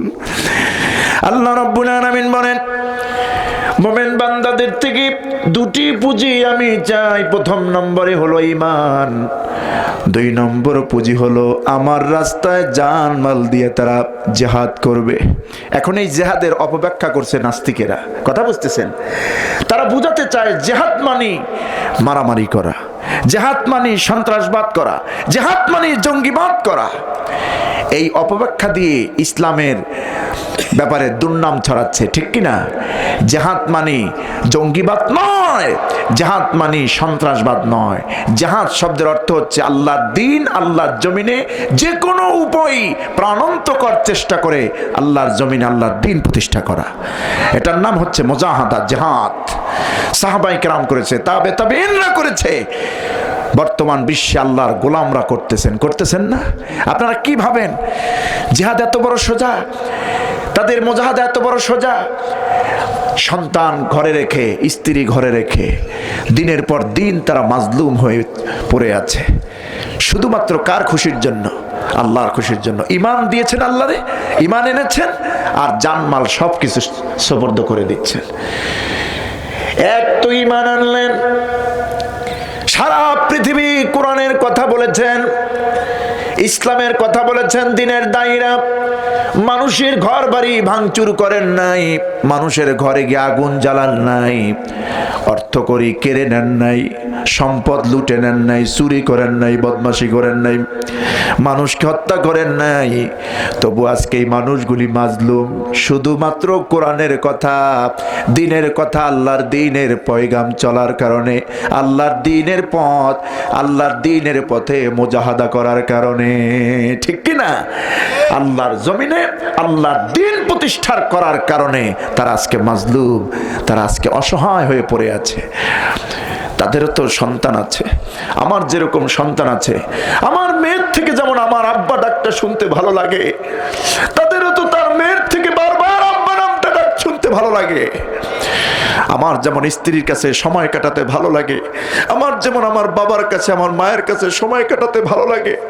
বছরকে বছর, দিনকে দিন, মাসকে মাস এই লোকগুলি স্ত্রী, সন্তান, পিতামাতা, ভাই বোন থেকে মাহরুম হয়ে গেল। কিসের জন্য?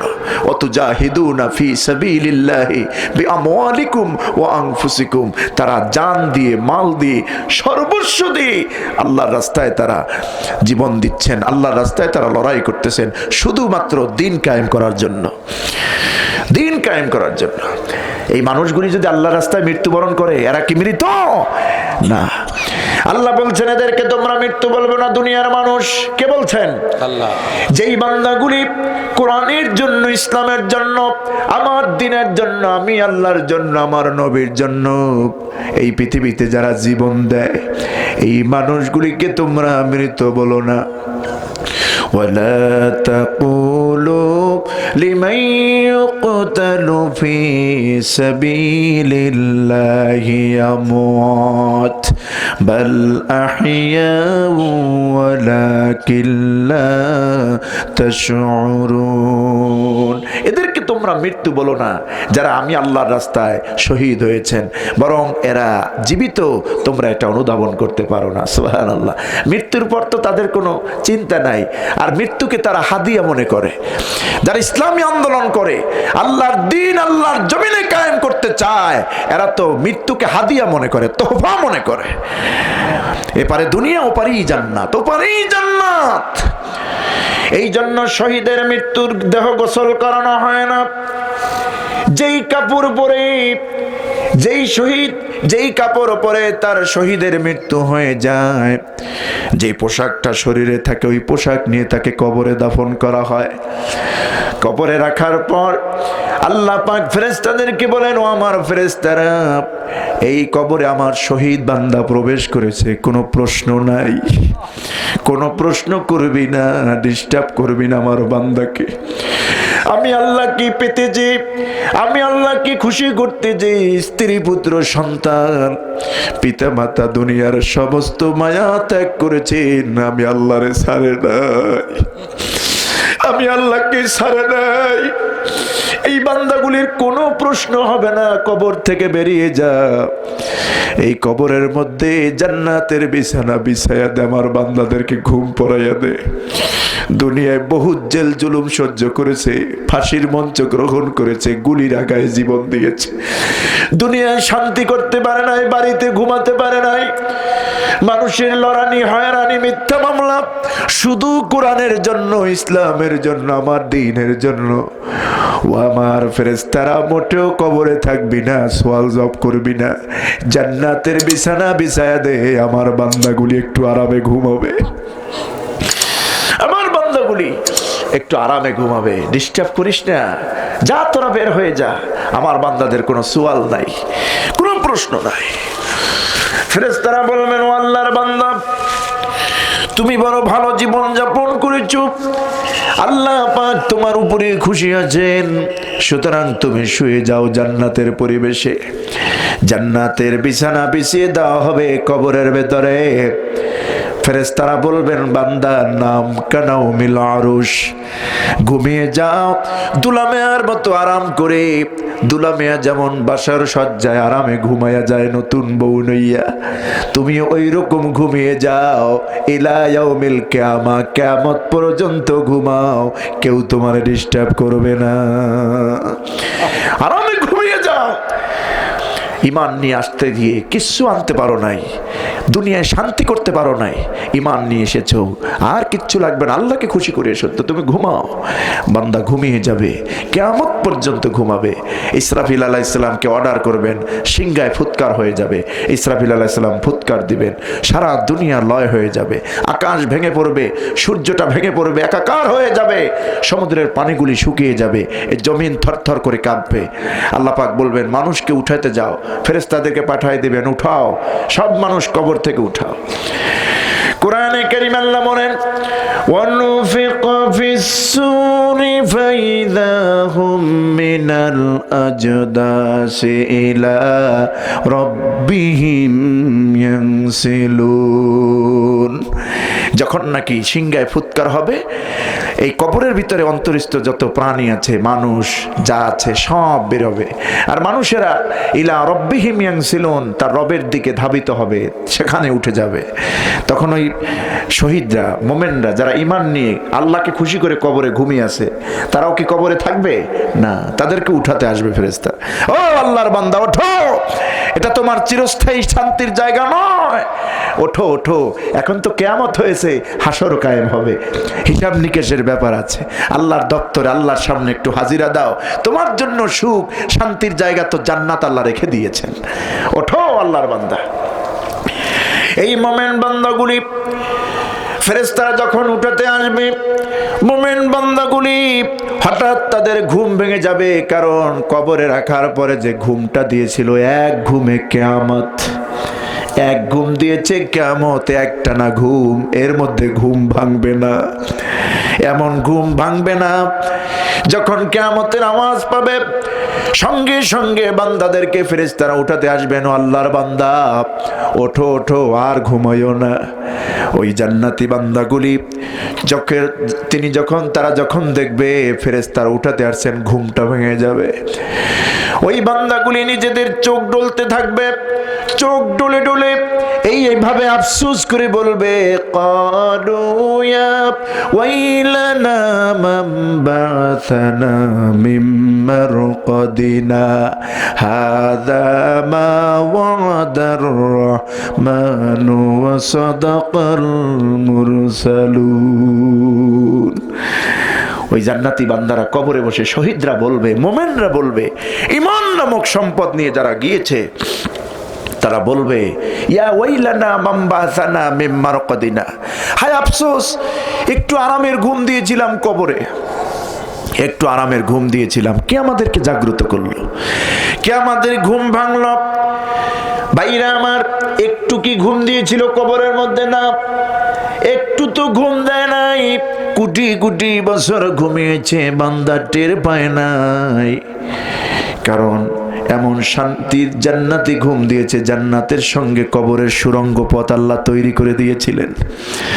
বন্ধুগণ আমার, ওই জান্নাতি বান্দারা বলবে ইয়া ওয়াইলানা মান বা'আসানা মিন মারকাদিনা, হায় আফসোস, কে আমাদেরকে জাগ্রত করলো, একটু আরামের ঘুম দিয়েছিলাম, কে আমাদেরকে উঠাইলো? আল্লাহর পক্ষ থেকে আওয়াজ আসবে, বান্দারা শোনো, একটু সময় ঘুমাও নাই, একটা দিন, একটা মাস, একটা বছর তুমি ঘুমাও নাই, কোটি কোটি বছর ঘুমায়ছো, অনন্তকাল ঘুমায়ছো, বান্দা টের পাও নাই। হাযা মা ওয়া'দার রাহমানু ওয়া সাদাকাল মুরসালুন। তোমাকে বান্দা উঠতে হবে, আমি আল্লাহর দরবারে আসতে হবে, হিসাব নিকাশ আছে, বিচার কায়েম হবে। হাদা মা ওয়াদার রহমান, এটা তোমার রহমানের ওয়াদা যে হাসর হবে, মিজান হবে, আল্লাহর দরবারে উঠতে হবে। ওয়াসাদাকাল মুরসালুন, আর মুরসালিনরা, নবীরা সত্যই বলেছেন, সুবহানাল্লাহ। সুতরাং আল্লাহর সঙ্গে ব্যবসার প্রথম মূলধন হচ্ছে ঈমান, দ্বিতীয় মূলধন হচ্ছে আল্লাহর পথে কি করা? জিহাদ করা, জীবন দিয়ে, প্রাণ দিয়ে চেষ্টা করা, আল্লাহর দ্বীন আল্লাহর জমিনে কায়েম করা। এটা যদি করি, আল্লাহ পাক বলছেন এটা যদি তোমরা জানো কতটা কল্যাণ, তাহলে জিহাদের জন্য তোমরা নেমে যেতে, বাড়ি ঘর স্ত্রী পুত্রের মায়া তোমরা করতে না। এগুলি যদি হয়, এই ঈমান এবং আল্লাহর পথে জিহাদ দিয়ে তোমরা যদি আল্লাহর সঙ্গে ব্যবসা করতে পারো, তাহলে আমি তোমাদের গুনাহ রাশি রাখবো না, তোমাদের গুনাহগুলি মাফ করে দেব। ইয়াগফির লাকুম যুনুবাকুম ওয়া ইউদখিলকুম জান্নাতিন তাজরি মিন তাহতিহাল আনহার। আমি আল্লাহ রাব্বুল আলামিন তোমাদের সমস্ত গুনাহগুলি মাফ করে দেব, জান্নাতে প্রবেশ করাবো, অনন্তকাল ওই জান্নাতের মধ্যে তোমরা থাকবে। সত্য বললেই আজকে সমস্যা, ঠিক কিনা? জিহাদের কথা, ঈমানের কথা, ইয়াকিনের কথা, সত্যের কথা বললেই সেখানে বাধা আছে না নাই? আজকে যারা সত্য বলছেন তারাই আজকে বাধাগ্রস্ত, বিপদগ্রস্ত। তাহলে দেখবেন যেখানে সত্য সেখানেই বাধা, আর যেখানে বাধা সেখানেই সত্য, আর যেখানে সত্য সেখানেই বিপদ। এ তো শুধু আমাদের জন্য না, সাহাবীদের জন্য না, নবীদের আমলও ছিল না? আমার রসুল কি মার কম খেয়েছেন? আরে বিশ্ব নবী, সব নবীদের নবী, আল্লাহর পরই কিয়ামতের দিন যার স্থান হবে, সেই বিশ্ব নবী মার খেয়েছেন নিকৃষ্ট তায়েফের কাফেরদের ছেলের হাতে। মার খেয়েছেন কিভাবে? 2 কিলোমিটার উঁচু পাহাড়টা, আমি নিজে উঠেছি, 2 কিলোমিটার উঁচু। কাবা ঘরের সামনে যে জমজম টাওয়ারটা আছে, এটা 1 কিলোমিটার 1000 মিটার উঁচু। আর গারে হেরা, জাবালে নূর, যেখানে কোরআন নাজিল হয়েছে আরাফার পাশেই, ওটাও হচ্ছে 1 কিলোমিটার উঁচু। আর তায়েফটা হচ্ছে 2 কিলোমিটার উঁচু। রসুল হেঁটে উঠেছেন, আর আমরা উঠি গাড়িতে ঘুরে ঘুরে, তাও অবাক হয়ে যাই এত দূর রসুল হেঁটে উঠেছেন। 3 দিনের অনাহার, নবীজির পেটে খাবার ছিল না। বড় আশা নিয়ে, বুক ভরা আশা নিয়ে নবীজি তায়েফে গিয়েছেন। কাফের ছেলেদেরকে কোরআনের দাওয়াত দিবেন, ইসলামের পয়গাম পৌঁছায়া দিবেন। 2 কিলোমিটারের পথ, উঁচু পথে হেঁটে হেঁটে নবীজি উঠেছেন। তায়েফের ছেলেদেরকে লক্ষ্য করে বলছেন, ও তায়েফের ছেলেরা, এখনো সময় আছে, আমি নবী, আমাকে নবী মেনে নাও, আল্লাহরে আল্লাহ হিসেবে মেনে নাও, কালেমা পড়ে মুসলমান হয়ে যাও, আল্লাহ পাককে মেনে নাও, আল্লাহকে রব হিসাবে মানো, তাওহীদের কালেমা গ্রহণ করো।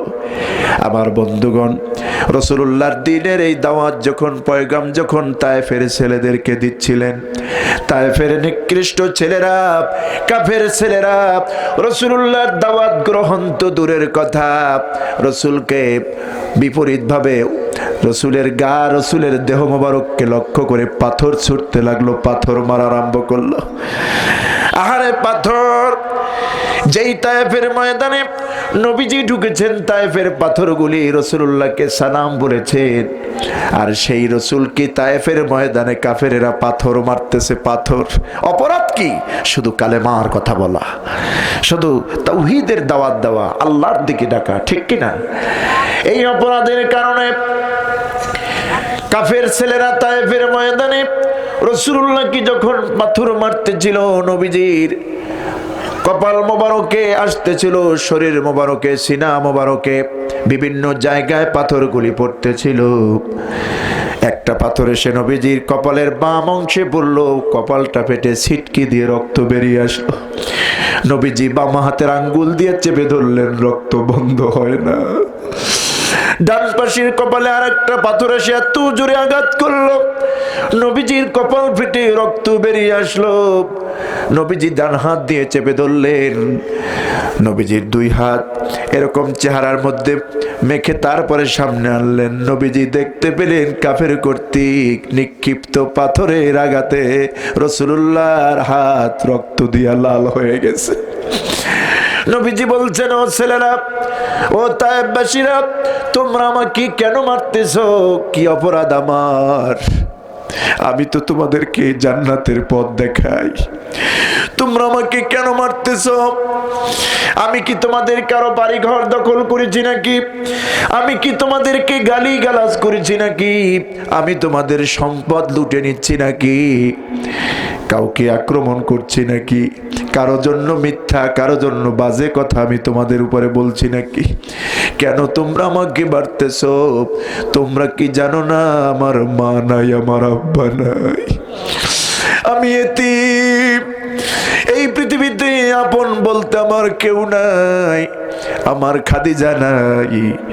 বাহিরে কোথাও কষ্ট পেলে, বাড়িতে গেলে, ঘরের মধ্যে গেলে আমাকে যে সান্ত্বনার বাণী শুনে আমাকে ভালো রাখতো, সেই খাদিজাও আমার নাই।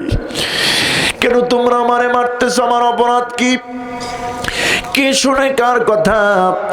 নবীজির শরীরের উপরে যখন পাথরের আঘাতগুলি আসতেছিল, আহারে রহমতের নবী, নূরের শরীর, যেই শরীরে মোবারকে মশা মাছি পর্যন্ত বসতো না, মশা মাছি পর্যন্ত স্পর্শ করতো না, বসতো না। হযরত আনাস বলছেন, আল্লাহে কাদ খাদামতু রাসূলুল্লাহ 10 সিনিন, আল্লাহর কসম আমি আনাস 10টা বছর রাসূলের খেদমত করেছি, কাছের থেকে দেখেছি আমার নবীকে। কি সুন্দর চেহারা, কি সুন্দর হাসি। নবীজি দূরের থেকে যদি হেঁটে আসতেন, নবীজি ঘেমে যেতেন। হুজুরের ঘামগুলি যখন কপালে জমতো, আমরা তাকায়া দেখতাম নবীজির কপাল মোবারকে যেন মণিমুক্ত চমকাচ্ছে। এত সুন্দর রহমতের শরীর। পাথরগুলি মারতে ছিল 3 দিনের অনাহার, নবীজির পেটে কোনো খাবার নাই, না খেয়ে নবীজি দিনের দাওয়াত দিতে এসেছেন তায়েফের ময়দানে। নবীজি 3টি জায়গায় বেহুশ হয়ে শুয়ে পড়লেন। হযরত জিবরিল আমিন এসে বলছেন, ইয়া রাসূলুল্লাহ, আপনার এই দৃশ্য কাফের, আপনার এই দৃশ্য দেখে আল্লাহর ফেরেশতারা কাঁদতেছেন আকাশে। আপনি আমাকে একটু অনুমতি দেন, যেই তায়েফের ছেলেরা কাফেরেরা আপনার দ্বীনের দাওয়াত গ্রহণ না করে উল্টো আপনাকে আঘাত করলো, পাথর মেরে আপনাকে বেহুশ করলো, আমি ওয়াদা দিচ্ছি ইয়া রাসূলুল্লাহ, আমার তো নূরের 600 খানা ডানা, এই 600 খানা ডানার কোনো প্রয়োজন নাই। 598 খানা ডানা আমি জিবরিল বন্ধ করে দিয়া মাত্র 2টি ডানা উন্মুক্ত করে এই তায়েফের 2 পাহাড় দিয়ে এমন জোরে চাপ দেই, তায়েফের ছেলেদেরকে জরমের মতো মিটায় দেই। হুজুর আপনি একটু বলেন, কি বলেন? নবীজি কি বলছিলেন যে তায়েফের পাহাড় দিয়ে চাপা দিয়ে শেষ করে দাও? না, আজকে তোমরা আমার নবীকে নিয়ে বাজে কথা বলছো, আমাদেরকে মানবতা শিখাচ্ছ। আমাদেরকে মানবতা শিখায় লাভ নাই। 1500 বছর আগে আমার রাসূল আমাদেরকে মানবতা শিখিয়ে দিয়েছেন। প্রতিহিংসা আমরা জানি না, প্রতিহিংসা আমরা লালন করি না, তোমরা করো, ঠিক কিনা? বাতিলরা, কাফেররা, বেঈমানরা, মুনাফিকরা তোমরা করো, তোমরা প্রতিহিংসা করো। তোমরা একটা প্রতিহিংসা করে করে সব ইসলামী আন্দোলনের নেতাদেরকে তোমরা শেষ করতেছো। তোমরা প্রতিহিংসা করো, আমরা প্রতিহিংসা করি না, আমরা ক্ষমা করতে জানি। আমার রাসূল শিক্ষা দিয়েছেন ক্ষমা করা, ঠিক কিনা? জিবরিল আমিন বলছেন শেষ করি, ওদেরকে পাহাড় চাপা দিয়ে দেই। হুজুর বলছেন না, তুমি যদি ওদেরকে পাহাড় চাপা দাও, বলো জিবরিল আমি ইসলামের কালেমা তাওহীদের দাওয়াত কার কাছে আমি পৌঁছাবো, কাদের কাছে দেব? আমি প্রতিশোধ নেওয়ার জন্য আসি নাই। নবীজি দোয়া করলেন, দুহাত উঁচু করে নবীজি দোয়া করলেন, আল্লাহুম্মা হদি কওমি ফা ইন্নাহুম লা ইয়ালামুন। আয় আল্লাহ, আমার এই জাতির, আমার এই কওমরা, এদেরকে তুমি হেদায়াত দাও, এদের উপরে তুমি গোসা হইও না। যে আচরণটা করেছে রব্বুল আলামিন তুমি বেজার হয়ে এদের উপরে কোনো ধ্বংস দিও না। ফা ইন্নাহুম লা ইয়ালামুন, কারণ এরা আমারে চিনতে পারে না আমি যে তোমার নবী। তায়েফের ময়দানে কাফেররা ঈমান আনে না ঠিকই, কিন্তু একদল জিন রাসূলের পিছনে কোরআন তেলাওয়াত শুনে তার প্রতি ঈমান এনেছে। হযরত জিবরিল আমিন এই সুসংবাদ শোনায় দিয়েছে। নবী ফজরের নামাজে জোরে জোরে তেলাওয়াত করতেছিলেন।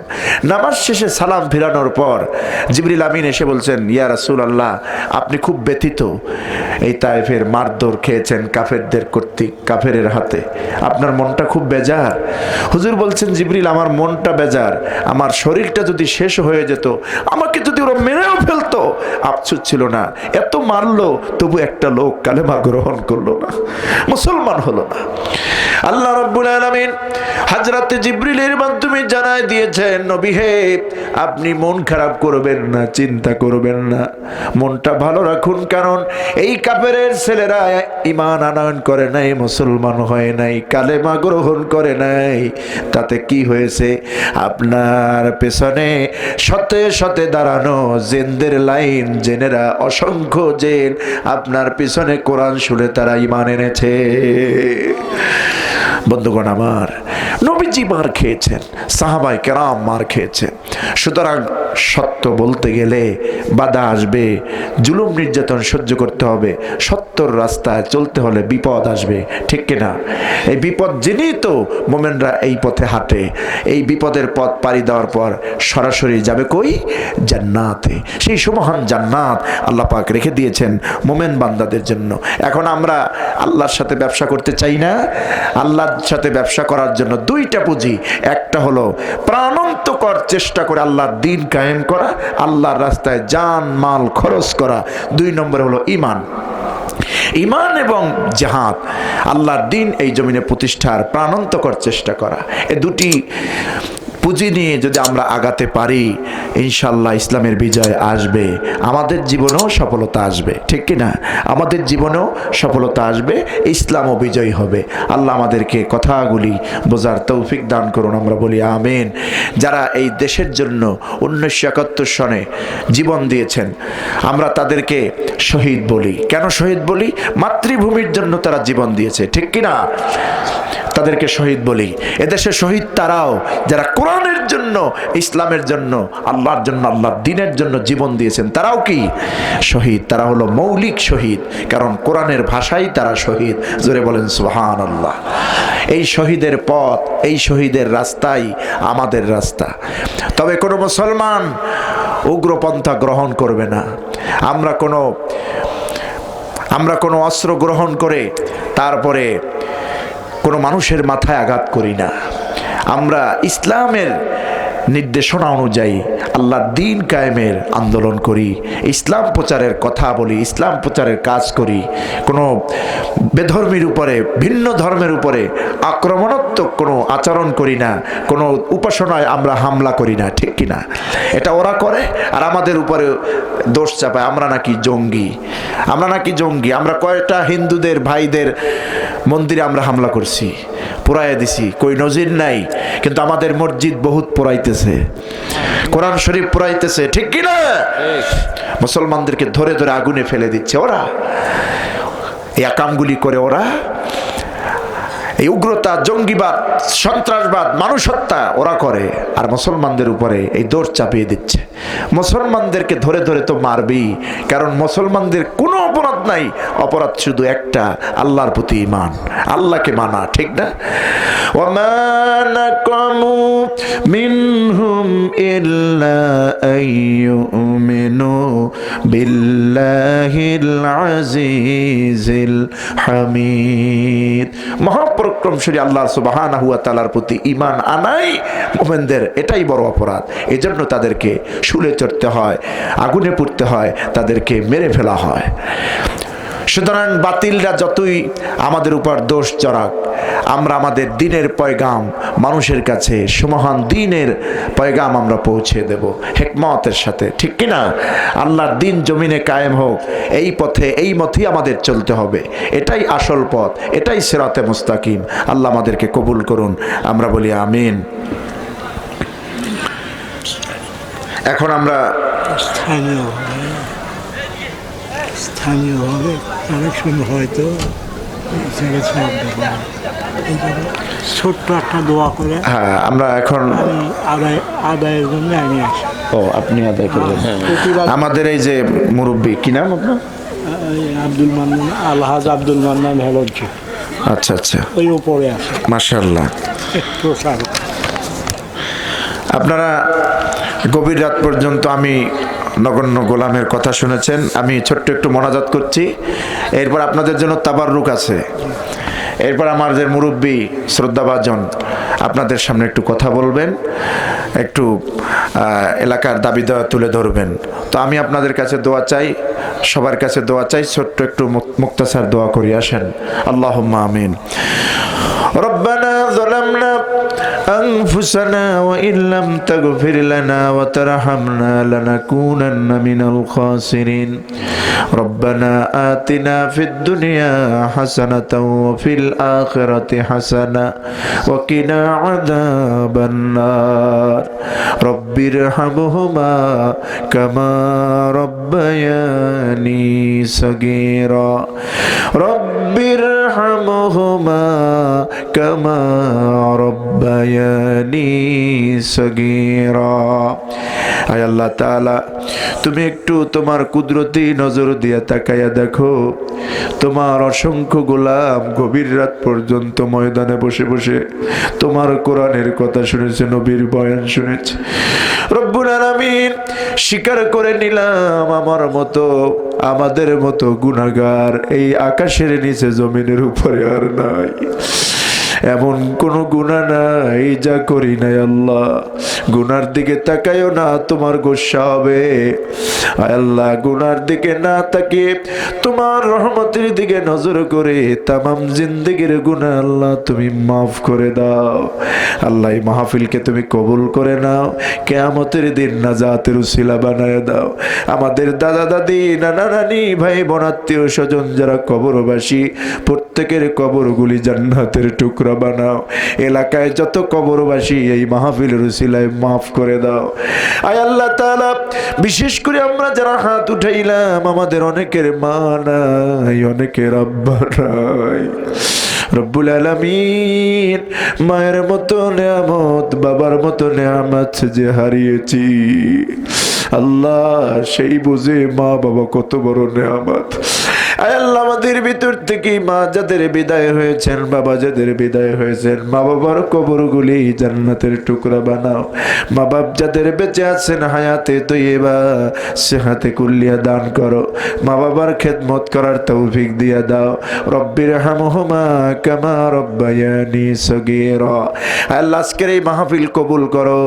এই মাহফিলে যারা সহযোগিতা করলেন, মাহফিল বাস্তবায়নের জন্য যারা চেষ্টা করলেন, সকলের সহযোগিতা আল্লাহ কবুল করো।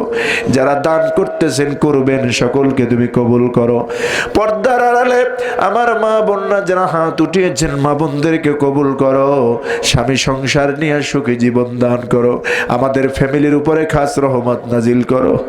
আমাদের যে সন্তান দিয়েছ, নেককার দিনদার হিসেবে কবুল করো।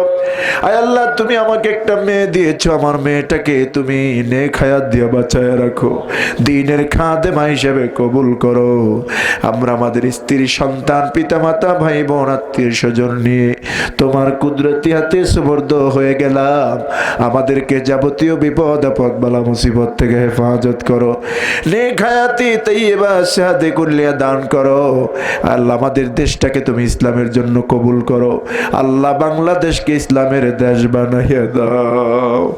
আয় আল্লাহ, যারা মাজলুম, কোরআনের জন্য, দ্বীনের জন্য, ইসলামের জন্য যারা মাজলুম, আল্লাহ তুমি মাজলুমের জন্য সাকিনা নাজিল করো। তুমি একমাত্র সাহায্যকারী, তুমি তো পারো তাদেরকে সাহায্য করতে। আল্লাহুম্মা জিদনা ওয়ালা তানকুসনা ওয়া আকরিমনা ওয়ালা তুহিমনা। মওত যখন এসে যাবে, মালাকুল মউতকে যেদিন পাঠাইয়া দিবা, দিনটা জুমার দিন, রমজান মাসে কবুল করো। আমাদের ঈমানকে মজবুত করে দিও, আর আমাদের প্রত্যেকের জবানে ঈমানের কালেমা জারি করে দিও। লা ইলাহা ইল্লাল্লাহু মুহাম্মাদুর রাসূলুল্লাহ সাল্লাল্লাহু আলাইহি ওয়াসাল্লাম। আসসালামু আলাইকুম ওয়া রাহমাতুল্লাহ।